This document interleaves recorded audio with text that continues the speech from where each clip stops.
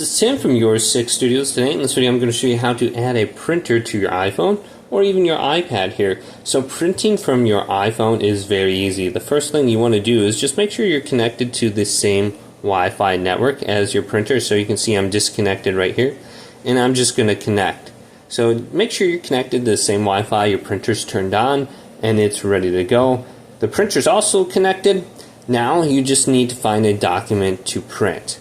So I'm going to go over to the notes. This could be a web browser, it could be a PDF or whatever you're trying to print. So I'm going to go to notes and just open this up, and I have something I scanned before that I want to print. So I'm going to go to print right here. Now when you get this page up, you can see printer select down on the top. We can just go to this option and it will look for your printer automatically. And make sure your printer's turned on. I don't think my printer's turned on at the moment. I'll have to go look. But you can just select your printer, and the iPhone is really good at detecting your printer if it's on the Wi-Fi network, and then you should be able to go ahead and print.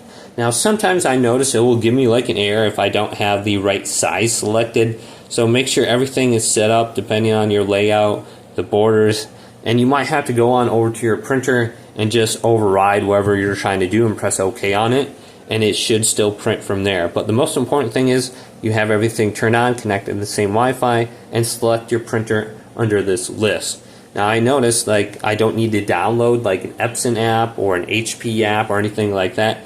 A lot of times the iPhone will just go ahead and recognize it. So just go ahead and just try that out. Hopefully this video did indeed help you out. If it did, leave it a big thumbs up and subscribe to my channel down below.